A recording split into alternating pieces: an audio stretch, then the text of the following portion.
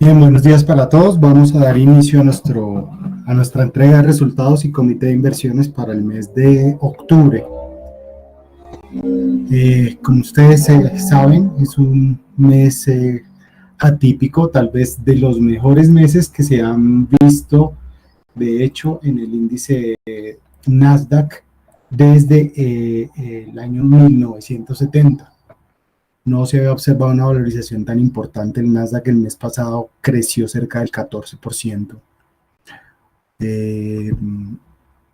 Uno de los crecimientos, como lo acabo de mencionar, más importantes de los últimos años. Observen ustedes cómo durante la semana pasada solamente el índice Dow Jones se valorizó 5.7%. El índice Dow Jones termina, con una valorización del 14% durante el mes anterior. El índice Standard & Poor's 4%, el índice Nasdaq 2%. Y algo que me llama la atención es que rompemos varios hitos o varios ítems que se habían presentado, digamos, en lo corrido del año. Lo primero, el índice Nasdaq había superado el 30% de caída. Ya alcanzamos 29% negativo, algo favorable, pero consecuentemente o coincidencialmente mejor el índice Standard & Poor's, que estaba también y alcanzó a tener una pérdida de cerca de 27% negativo, 28% casi en lo corrido del año, rompe la barrera del 20% negativo y se ubica en menos 18%, y el índice Dow Jones, que también estaba por debajo del 10%, alcanza la barrera del 9.6%. Algo que, como les menciono, llama la atención frente a lo que está ocurriendo últimamente y durante las últimas semanas. De hecho, son 2 semanas consecutivas de utilidades. Y miren ustedes cómo, a pesar de, digamos, estar en un entorno muy, muy negativo, no se alcanzan aún los niveles de fuerte volatilidad que se vivieron en el año 2020 en la crisis del COVID.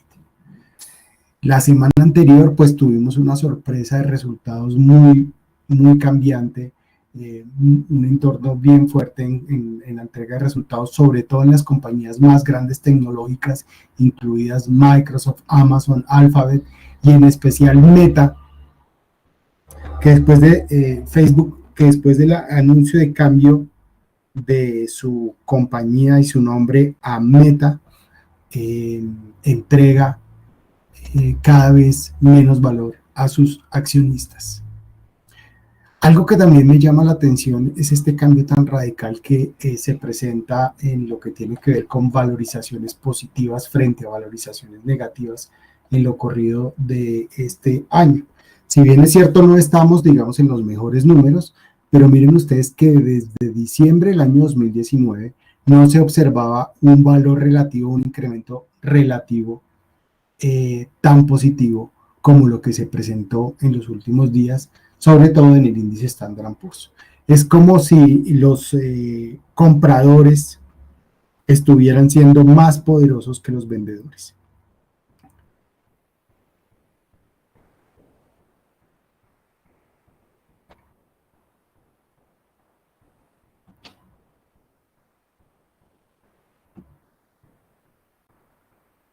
Bien, continuemos con la siguiente diapositiva y es ver cómo, esto ya lo habíamos observado en varias oportunidades.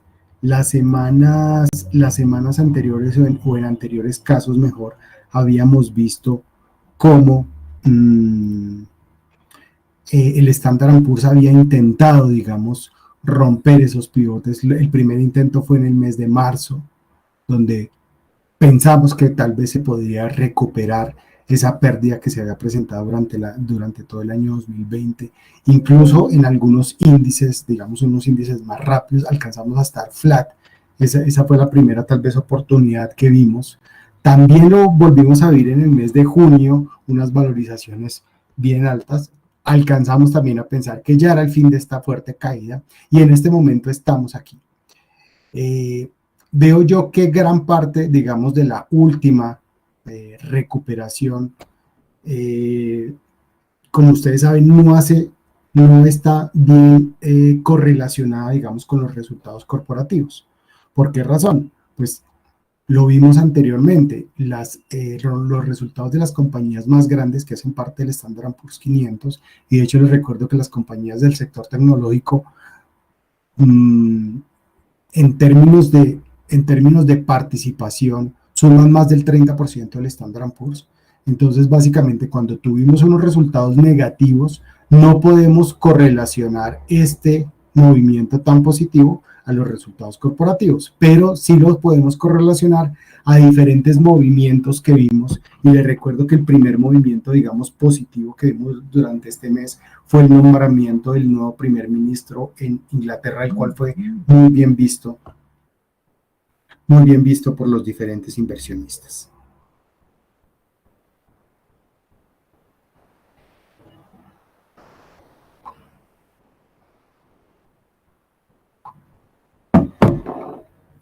Entonces, ¿qué podría pasar ahora? ¿Qué es lo que estamos viendo en este momento? Miren ustedes que desde el último comentario por parte de miembros de la Reserva Federal, empezamos a observar que los inversionistas tal vez esperan unos movimientos un poco menos agresivos. De hecho, les mostré la semana anterior esos gráficos donde se espera tal vez un incremento solamente de 50 o 25 puntos básicos en la siguiente reunión de la Reserva Federal, y para el mes de febrero, en la siguiente reunión o en la primera reunión del año 2023, incluso la Reserva Federal podría pausar su incremento en tasas de interés. Varios mensajes relacionados con el crecimiento, que fue uno de los datos que se dieron a conocer la semana anterior, han mejorado poco a poco la perspectiva de los inversionistas. Cada vez la expectativa a que la Reserva Federal sea más agresiva, por lo menos en las siguientes reuniones, frente a la expectativa, digamos, de la reunión que se está llevando a cabo desde el día de hoy y que va a terminar mañana, donde se va a dar a conocer muy seguramente un incremento de 75 puntos básicos y la apuesta general del mercado. Tal vez este sería el último movimiento más agresivo. Entonces, aquí es el punto clave. Si la Reserva Federal de alguna manera envía un mensaje, aunque es necesario que sea más agresivo o que sea en el mismo tono la siguiente subida, podríamos retroceder nuevamente a esta tendencia estructural que todavía no ha cambiado. Los analistas en su conjunto esperan que el Standard & Poor's en el target objetivo bajista pueda llegar a un nivel de 2.700 puntos, y eso lo vamos a ver más adelante. Por el otro lado, y digamos en el entorno que nos encontramos actualmente, estamos con unos inversionistas que están un poco más positivos, donde se espera que la Reserva Federal sea un poco más pausada, donde se espera que los bancos centrales incluso empiecen a tener una política monetaria totalmente neutra, y que de esa manera podamos empezar a ver un cambio de tendencia estructural en esto que hemos visto en todo lo corrido del año 2022. ¿Por qué es tan clave esta reunión de la Reserva Federal? Miren ustedes lo que ocurrió en el año 2008. Esta es una gráfica que realmente llama la atención, porque el movimiento del Standard & Poor's es muy similar a lo que ocurrió en el año 2008. Y casualmente, en la reunión que se llevó a cabo en esa época, que también tuvo que ver con lo que estaba ocurriendo con la inflación, con todo lo que estaba pasando con la crisis hipotecaria, la Reserva Federal tomó una decisión, y esa decisión, miren lo que conllevó o lo que generó mejor en el mercado. Esta pérdida es equivalente a un 20 a 25% adicional a la pérdida que ya se estaba empezando a ver antes de que fuera, digamos, la gran caída de la crisis del año 2008 y 2009. Por eso, el día de mañana, el mensaje que entregue la Reserva Federal a los diferentes inversionistas va a ser muy importante. Si ellos entregan un mensaje tranquilizador, que muy seguramente los datos de crecimiento económico, que la inflación, a pesar de que no haya disminuido, digamos, tan fuerte como todo el mundo esperaba, medidas como las que está tomando Biden en torno al precio del petróleo y al manejo de sus inventarios, y que la Reserva Federal, vuelvo y repito, fuera un poco más tranquilizadora, podría entonces generar ese impulso adicional que le falta al mercado. Pero es supremamente clave lo que vaya a ocurrir mañana. De hecho, el día de hoy estamos viendo algunos retrocesos parciales en el mercado porque las personas están empezando a anticipar esto y dicen, ok, el mes de octubre fue un mes tan bueno que mejor tomo utilidades, liquido mi portafolio y espero a ver qué ocurre con esta reunión porque no me quiero exponer a esta fuerte volatilidad. Y como les mostré en la gráfica, en la gráfica anterior, a pesar de tener pérdidas durante todo el año, no hemos estado en un entorno de muy alta volatilidad. Entonces hay que tener mucho cuidado con lo que va a pasar el día de mañana. Miren ustedes que esta gráfica es muy chistosa. Generalmente uno piensa que las compañías más grandes son las que deberían generar mayores utilidades. Y esto sí que ha cambiado en paradigma durante el último año y particularmente desde el inicio de la crisis del COVID. Como lo mencioné anteriormente, la compañía más golpeada realmente de las grandes compañías tecnológicas ha sido Meta. La única compañía de todas las grandes que ha destruido valor consolidado desde que empezó la crisis del COVID. Y pareciera ser que sus mensajes cada vez más erróneos van a generar que muy seguramente esta compañía continúe perdiendo valor. Pero lo que llama la atención de estos 3.6 trillones de dólares que se han perdido este solo año de las compañías tecnológicas realmente es qué pudiera pasar con la participación de las compañías, de este tipo de compañías en el Standard & Poor's 500. Básicamente en estas 5 empresas tenemos cerca del 20% de las compañías del Standard & Poor's 500. Y aquí es donde llama la atención lo que viene ocurriendo durante lo que ocurrió mejor en los resultados corporativos que se dieron a conocer la semana anterior. Miren ustedes esto que es espectacular realmente. ExxonMobil entregó resultados que no se habían visto en 152 años de historia de la compañía. Son sus mejores resultados corporativos. Casi 50 billones de dólares en utilidades. Y miren ustedes que esas utilidades ni siquiera alcanzan a ser sumadas por las compañías, por otras compañías que puse en ejemplo de diferentes sectores de la economía. Entonces, si somos las utilidades de Amazon, más Procter & Gamble, más Tesla, no alcanzan a sumar todas las utilidades que se presentaron por una sola compañía, que es ExxonMobil. A comienzos de este año, les mostraba yo, y de hecho ahorita lo vamos a volver a ver en la gráfica, cómo Warren Buffett había cambiado todo su portafolio de inversión o gran parte de su portafolio de inversión durante el mes de diciembre del año 2021, lo había cambiado o había migrado mejor hacia compañías del sector petrolero, y cómo todo lo que ocurrió con Rusia y Ucrania lo favoreció fuertemente en su portafolio de inversión, y pareciera ser que él hubiera sido un adivino lo que iba a ocurrir, y tal vez fue el único que estaba ganando dinero en el primer trimestre del año 2021. Pero miren ustedes que esto vuelve tal vez a darle la razón a que esas compañías en algún momento sí podrían ser interesantes a la hora de invertir. Bueno, y empieza pues el mes de noviembre y vamos a empezar a tratar de ver qué es lo que puede ocurrir durante este mes. Miren que tradicionalmente, cuando uno mira diferentes factores o diferentes puntos de vista, cómo podría ser el mes de noviembre, se da cuenta que tal vez el mes de noviembre sea un mes muy positivo. Y vuelvo y recalco, esto está directamente relacionado con lo que pueda ocurrir y con la decisión que pueda tomar la Reserva Federal el día de mañana. Si uno mira desde el año 1950, el mes de noviembre es uno de los meses con mejores utilidades, miren ustedes, solamente superado por el mes de abril en toda su historia. Si uno mira los últimos 20 años únicamente, también el mes de noviembre es uno de los mejores meses. Si uno mira los 10 últimos años, definitivamente el mes de noviembre ha sido de los mejores meses. El promedio de todos los años muestra que el mes de noviembre es uno de los meses con mejores resultados en términos de rentabilidad. Bueno, y me adelanto un poco al mes de diciembre porque es que cuando arrancamos el mes de octubre les estaba comentando que muy seguramente íbamos a tener un muy buen mes porque empezaba a generarse ese entorno positivo de todo lo que tiene que ver con el rally de Santa Claus o el rally de fin de año en el mercado accionario a nivel global.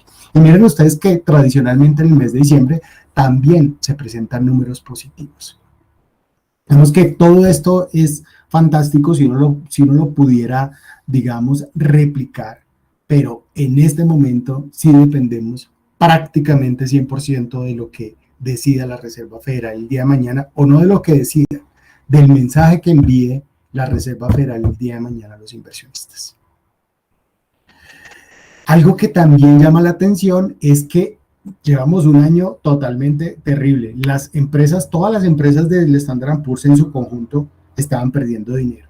Entonces no había ninguna empresa de las grandes, de las 500 más grandes, que alcanzara máximos históricos. Pues bien, el mes de octubre, por primera vez desde el mes de abril, si bien es cierto, no estamos, digamos, en el mejor momento, pero por lo menos acá ya tenemos otra luz de esperanza, y es que el 7% de los miembros del Standard & Poor's 500 alcanzaron el máximo de las últimas 52 semanas. Entonces, es un mensaje que empieza tal vez a cambiar un poco el paradigma en que se une con este tema estadístico del comportamiento del Standard & Poor's 500 durante el mes de noviembre y el mes de diciembre. Muy seguramente vamos a tener un fin de año muy positivo. Pues bien, después de ver esta primera parte, vamos a pasar a ver los resultados de nuestro portafolio de inversión. ¿Qué ha pasado con nuestro portafolio de inversión que replica o que está compuesto por las acciones del Standard & Poor's 500? Y recordemos básicamente que tenemos un target de volatilidad del 20%, que en algunas oportunidades utilizamos el apalancamiento y que también utilizamos algunos ETFs, particularmente en dólar y bonos, para tratar de cubrir nuestro portafolio ante los eventuales movimientos de alta volatilidad. Pues bien, este año ya llevamos una rentabilidad del 3.12% negativo frente al Standard & Poor's 500, que, como les mencioné anteriormente, presenta una rentabilidad de 18.76% negativo. Lo más interesante, 60.89% desde el año 2019 frente al 39.45% del Standard & Poor's. 20% adicional de rentabilidad para nuestros clientes. Y el mes pasado presentamos una rentabilidad del 4.36%. Aquí podemos observar que en las dos crisis presentadas o que hemos sufrido desde el año 2019, en ambos casos hemos tenido un buen desempeño de nuestro portafolio de inversión. Cuando lo vamos a ver en detalle, miren ustedes lo que ocurrió en la crisis del COVID. El portafolio o el Standard & Poor's 500 cayó fuertemente, mientras que nuestro portafolio se mantuvo resiliente a los movimientos del mercado, y actualmente estamos en esta situación.